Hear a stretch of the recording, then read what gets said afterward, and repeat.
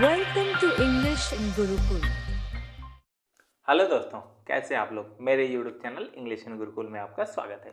तो हम लोगों ने पिछले वीडियो में नरेशन के नियरनेस वर्ड को एकदम डिटेल में हम लोगों ने देख लिया था और उसमें जो स्पेशल रूल थे जैसे हियर और नाउ और दीज दिस, ये सारी चीज़ें भी हम लोगों ने देख लिया था, कब बदलती है कब नहीं बदलती है।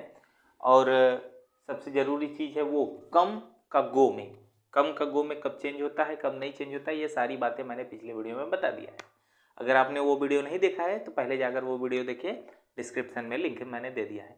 तो आज का भी कुछ स्पेशल रूल ही है।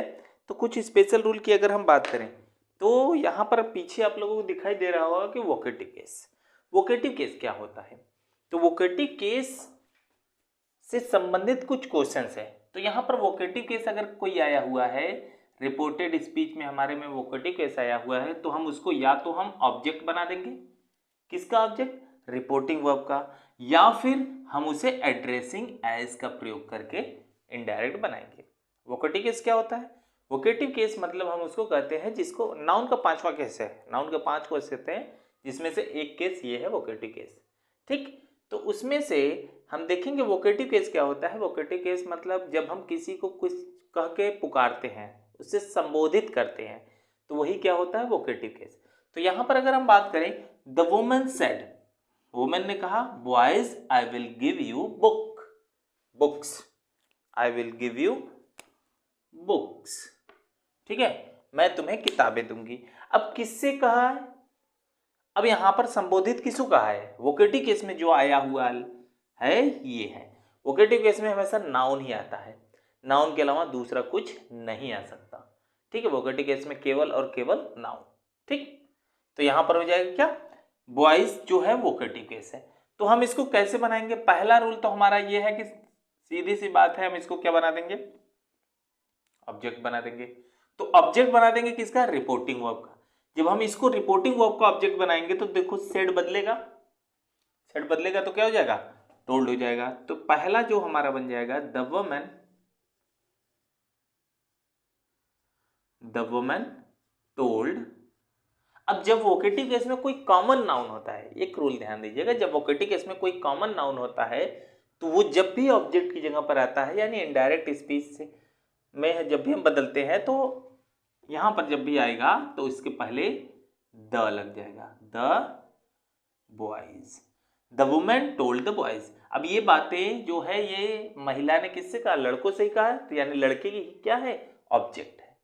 ठीक, तो यहां पर ये हो गया। अब लिख देंगे हम यहां पर दैट लगा देंगे, शी, बाकी चेंज कर देंगे, शी वुड गिव।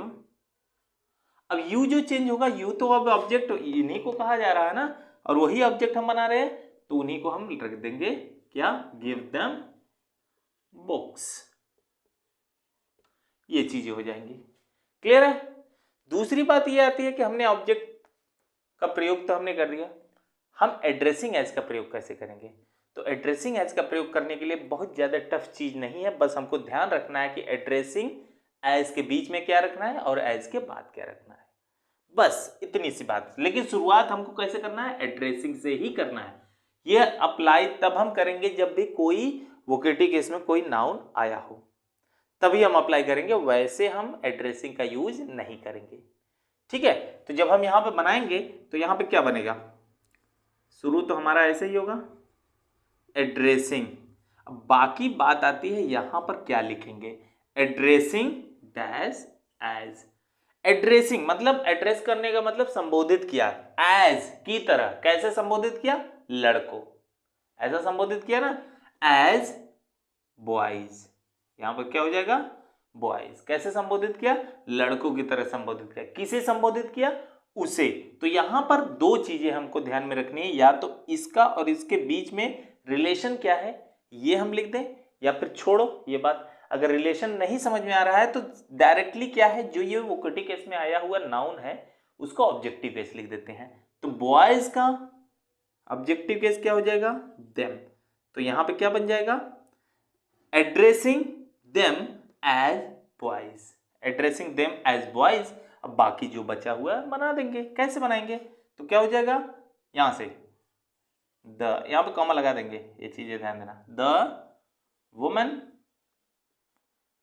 अब देखो जब ऑब्जेक्ट आ गया तो भाई सेड अब टोल्ड में नहीं बदलेगा, क्योंकि जब ऑब्जेक्ट आता है तभी सेड टोल्ड में बदलता है। तो यहां पर क्या रहेगा, सेड ही रहेगा, सेड दैट।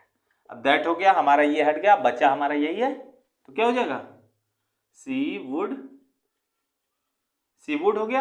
अब बाकी आगे गिव, यू बदलेगा उसी के अकॉर्डिंग, देम बुक्स, ये हो जाएगा।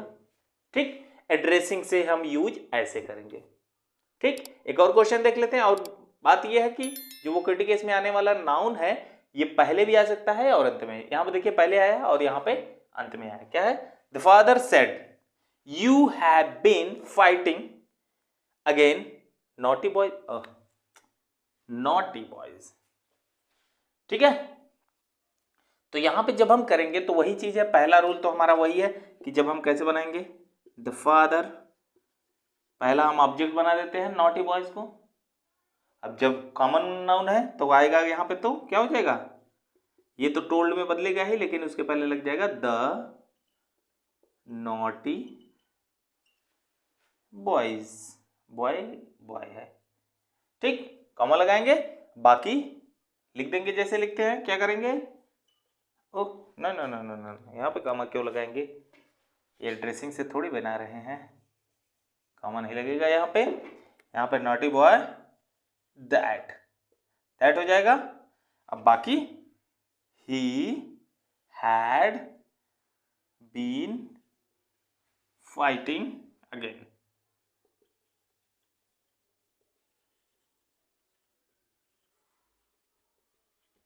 ये चीज हो जाएगा।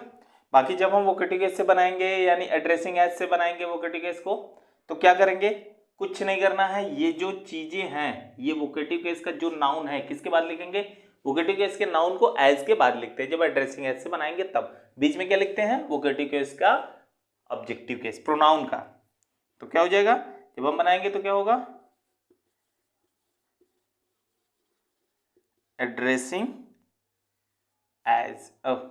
एड्रेसिंग हिम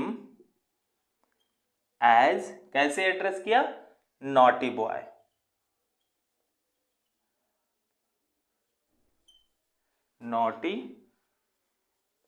कॉमा लगाएंगे, बाकी हम जो का तो लिख देंगे, द फादर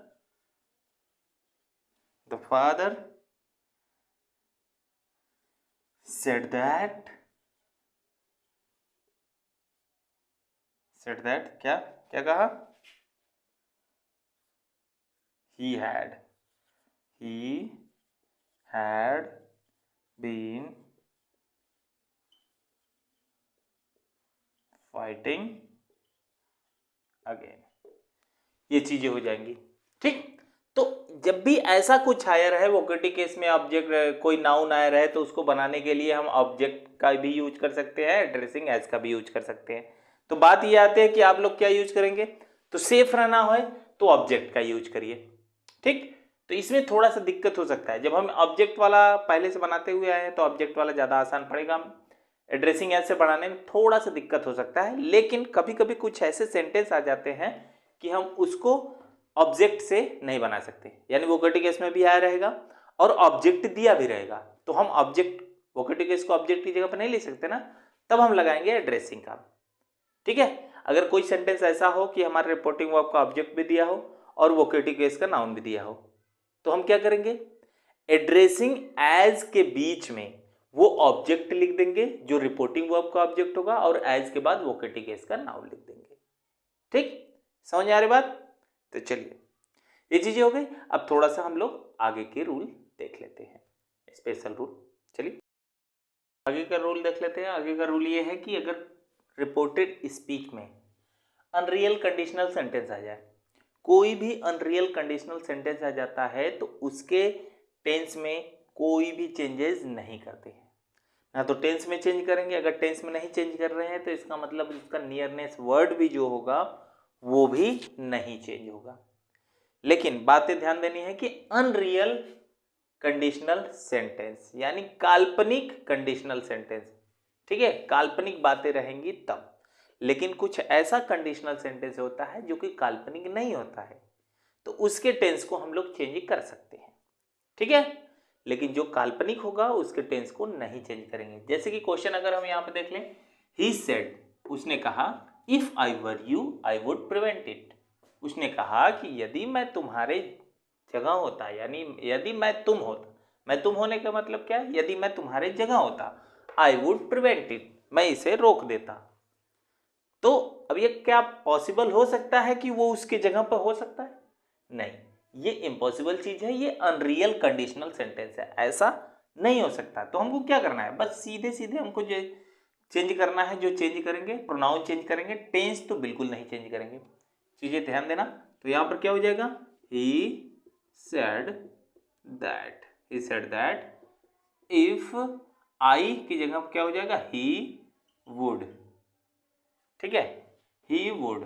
अच्छा, ये रूल तो मैंने बता दिया है कि अगर सेकंड पर्सन का प्रोनाउन आया हो और ऑब्जेक्ट ना हो तो क्या करेंगे, कोई भी हम मान लेंगे, यानी हिम या फिर मी। लेकिन ही यहां पर है इसलिए हिम नहीं मान सकते हैं, इसलिए हम क्या करेंगे, मी रखेंगे। ठीक है, ओह सॉरी, यहां पर क्या रहेगा, यू के, इफ ही वुड आई, ये रहेगा, ये सब्जेक्टिव केस है। ठीक, वुड कहां से आ गया, वर ही रहेगा ना, इसका टेंस नहीं चेंज होगा। ही वर आई, कॉमा, ये चेंज होगा, he would, he would prevent it. कोई दिक्कत नहीं, बस क्या चेंज हुआ, बस प्रोनाउन चेंज हुआ और टेंस में कोई भी परिवर्तन नहीं हुआ, कंजंक्शन हमारा लग गया। अगर अगले क्वेश्चन की बात देखें तो अगला क्वेश्चन क्या है, दे सेड, उसने कहा, इफ द रेन स्टॉप्स, यदि बारिश रुकेगी, वी विल प्ले क्रिकेट, हम लोग क्रिकेट खेलेंगे। तो क्या ये काल्पनिक है कि वास्तविक है, ऐसा हो सकता है कि नहीं? ये तो नहीं हो सकता था, ऊपर की बात है। ये हो सकता था कि नहीं, वो उसकी जगह पे हो सकता है? कभी नहीं, कभी हो ही नहीं सकता। जो अपनी जगह पे वो वही रहेगा, कभी नहीं हो सकता वो उसके जगह पर। तो यहां पर देख लो, इफ द रेन स्टॉप्स, यदि बारिश रुकेगी यानी बंद होगी, वी विल प्ले क्रिकेट, हम लोग क्रिकेट खेलेंगे। तो बारिश रुकना पॉसिबल है कि नहीं? तो भाई पॉसिबल, एकदम सिंपल सी बात है। ये भी कंडीशनल सेंटेंस है, लेकिन यहाँ पे अनरियल नहीं है, ये रियल है। तो यहाँ पे जब भी हम बदलेंगे तो इसके टेंस में परिवर्तन होगा।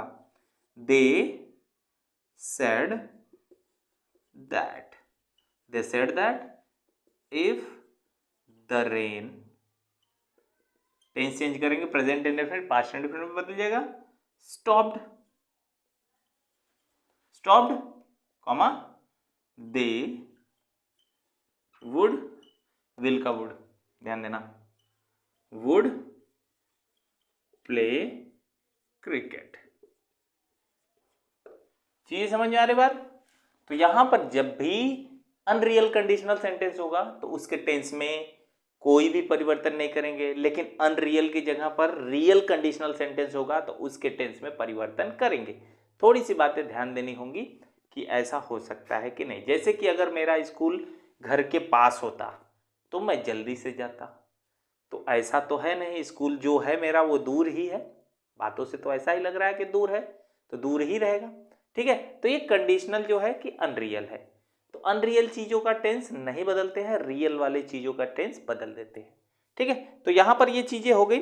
अब आगे के रूल की अगर हम बात करें तो आगे का कुछ रूल है, यहां पर ये देख लीजिए, ये हो गया, इरेज कर देते हैं। तो यहां पर आगे की रूल की अगर हम बात करें, रिपोर्टेड, एक छोटा सा रूल है कि यदि रिपोर्टेड स्पीच में शुरुआत किससे हुआ, वेल या फिर यू सी, जब भी इन सब से अगर स्टार्ट हुआ हो तो इनडायरेक्ट बनाते समय इनको रिमूव कर देंगे, इनमें कोई भी इनका लगाएंगे ही नहीं, इनको नहीं लगाएंगे इनडायरेक्ट बनाते समय। क्यों नहीं लगाएंगे? क्योंकि इनका मतलब कुछ है ही नहीं। जैसे बात करते करते यू सी ऐसा बोला जाता है ना, देखा तुमने, ऐसा बोला जाता है, तो वहां पर वही चीज है कि वेल या फिर यू सी आया रहता है रिपोर्टेड स्पीच में, तो उसको हटा देते हैं डायरेक्ट बनाते समय। जैसे कि एक क्वेश्चन देख लेते हैं, जैसे कि फादर सेड,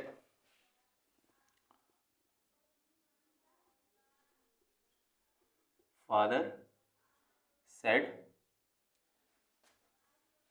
यू सी, देखा तुमने, आई कैन नॉट, क्या, can not tolerate such things,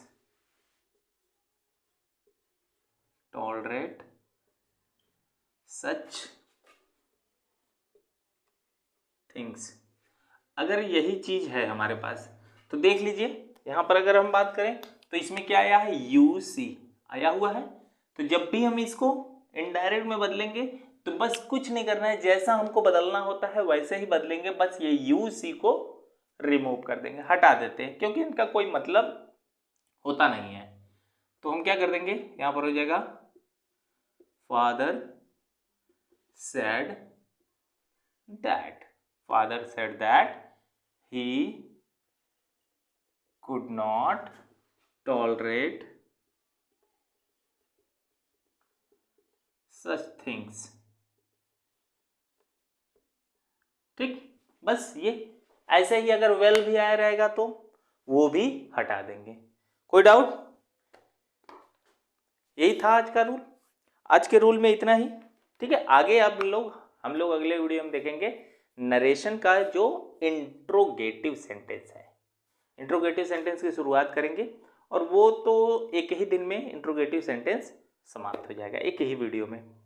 ठीक है, तो चलिए यहाँ पर जो भी टॉपिक आप लोगों को समझने में थोड़ा सा समस्या हुआ है, कुछ भी समस्या हुआ है, तो आप कमेंट बॉक्स में कमेंट करिए, लाइक करिए, शेयर करिए। तो चलिए मिलते हैं हम लोग अगले वीडियो में, तब तक के लिए नमस्कार।